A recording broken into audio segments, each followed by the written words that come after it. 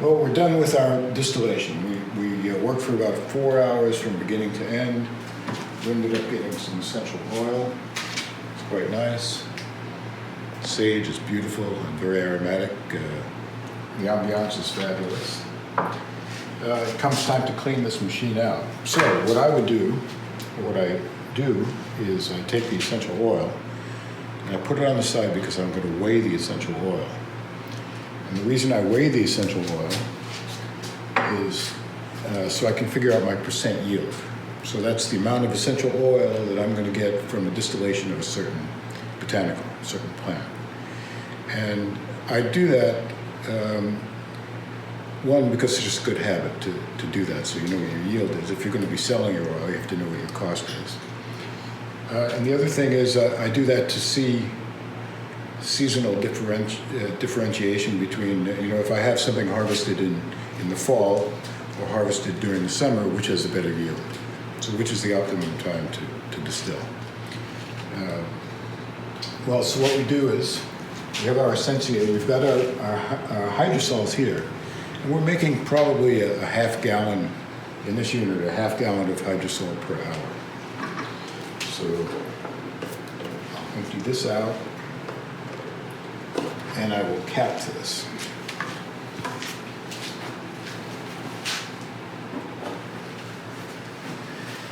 And I'll take the hydrosol hose, the water hose off.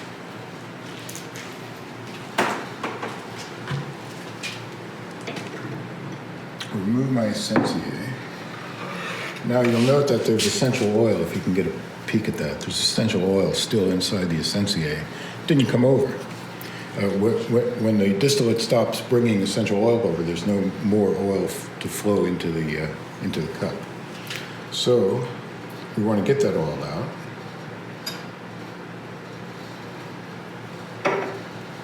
And I just use a handy pipette.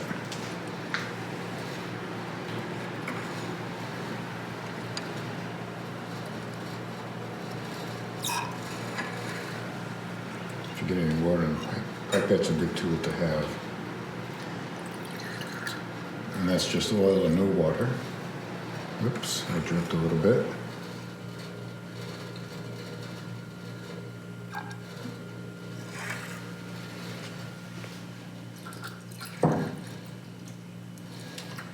So there you have it. You can continue doing this until it's all gone, or the other way to go is to take it out, because let's say you want to get all the oil out of there, and you're not wanting to worry about the water, so you get a graduated cylinder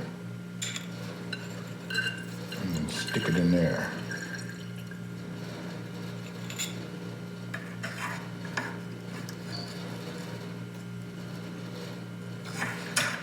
So I'm getting more oil out. There's going to be water mixed because I'm not being very careful at this point. I'm just trying to get all my oil out of there.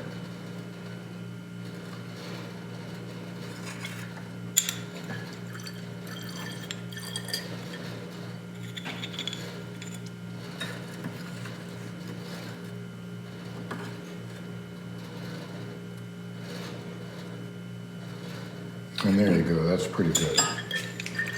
You can see the oil is out of the Essentia into my graduated cylinder. So if you get a look at this, right there, it's a combination of oil and water, so it's cloudy. But if I let this sit for, a half hour or an hour or whatever, the water will drop out and the essential oil will float on top. So I just set that on the side, and then I can separate it once again and put it in with my oil. As I mentioned, I weigh my oil to figure out my percent yield. So this guy needs to be drained.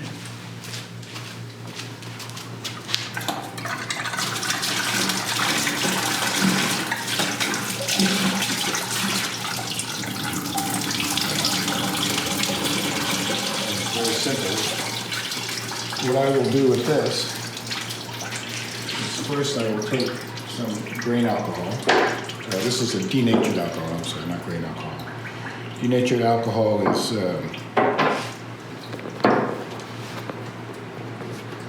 inexpensive ethanol, but it's cut. but it's a great solvent. So I use this. I'm not working, there's not going to be any trace of the solvent when you're done because you can rinse this out again. So then I'll put this guy back in here.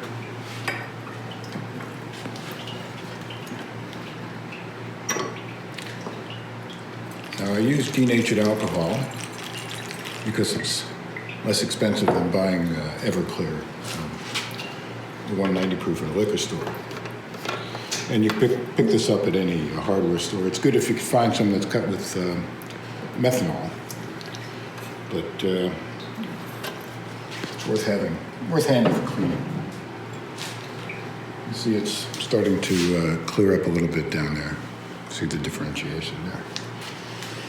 Okay, so now I have my alcohol in here. Let me do that. You can plug all the holes and give it a good rinse.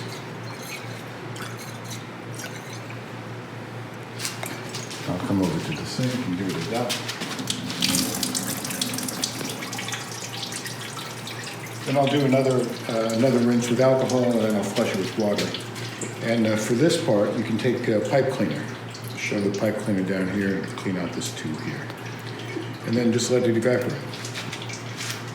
So that's the Essentiae, cleaning the Essentiae. Don't forget this part. Okay, so I will put this on the side so it doesn't get broken. Excuse me. Because I have a tendency to break glass. I'll put the oil on the side because I'm going to weigh it in a little bit to figure out my percent yield. And so I don't tip it over, which I have done in the past. Spend all day making essential oils and then boom, there it goes. Anyway, so now we're going to start with emptying out the condenser. So we've got our pump, and then plugging it so there's no electricity. This valve is now closed. Take this guy off.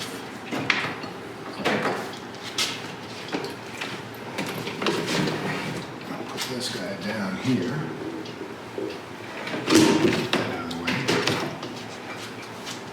This valve is closed, so I just have to unscrew this.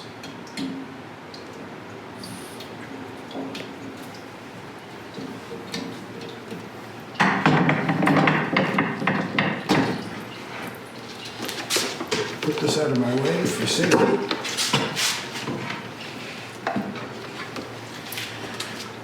Unplug this. Now this is warm, but it's not hot. Very, very simple operation. I just twisted those flaps, lift it straight up, and it comes off. And I will turn it, and I could actually take a hose like this one,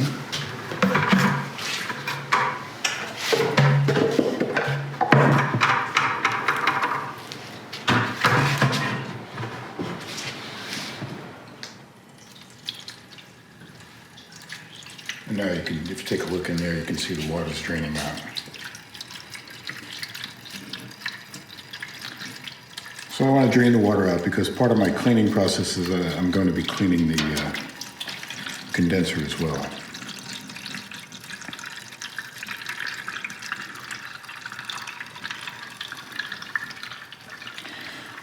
While that is happening, I think I'll take the lid off of the still.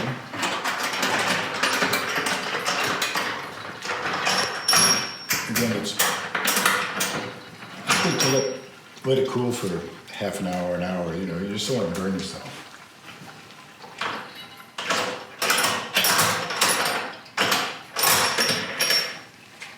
That guy's still draining. My ladder.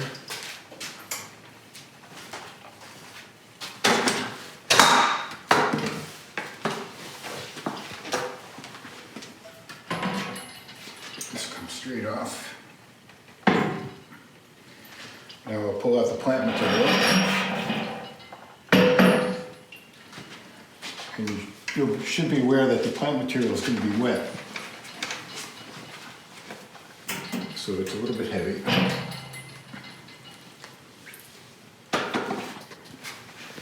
And stick that on the side. This can go into, you know, if you're doing composting, it works that way. Sometimes you can just throw it out in the garden. And, but if you leave it like that, it's going to mold on you, so you want to be careful to do something with it. Okay, this guy is almost drained. We're going to use the same hose for this one.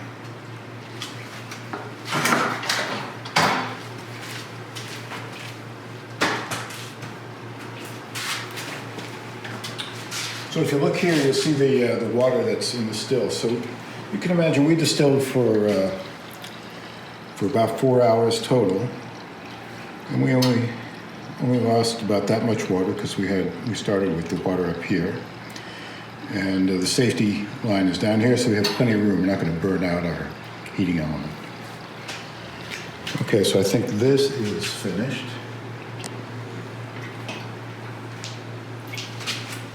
Move this guy over.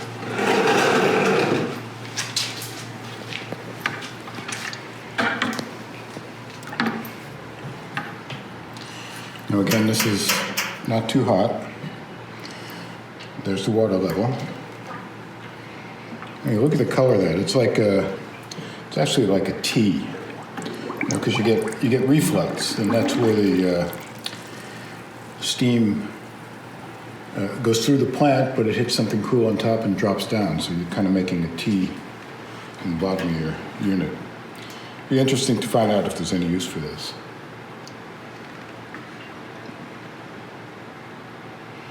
Here's the water level. Power's off. You have to make sure your power's off, otherwise you're going to burn your element out and destroy your still.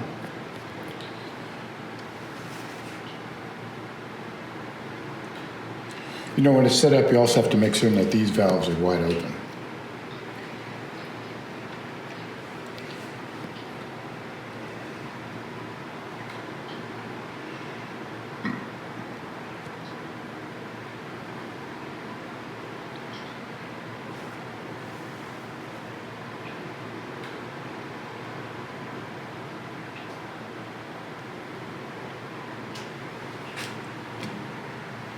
Still coming out.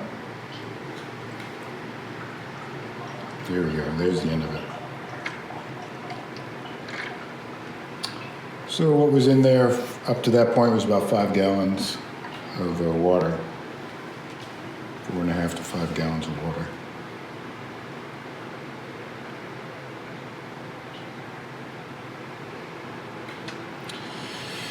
Okay, so that's done. I could take this and pour this out into the garden.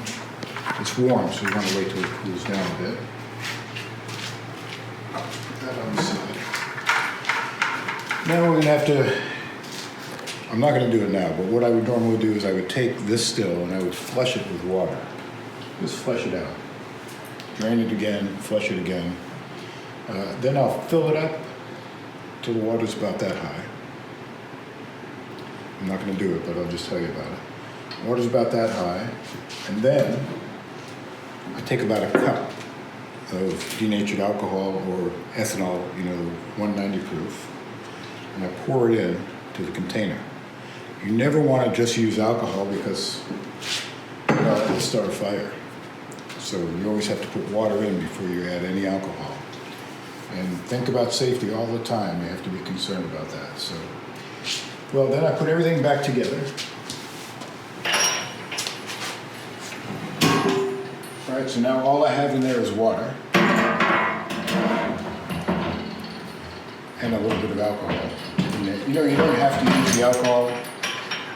The reason I use alcohol is because alcohol is a great solvent. So when you're heating up your still, the first thing to evaporate in a mixture of alcohol and water is going to be the alcohol. So the alcohol comes through your system and cleans it out. It's a good solvent, right? Put this back here. The whole idea is to get rid of the essential oils that are adhering to the internal surfaces of your still inside the condenser, inside this tube.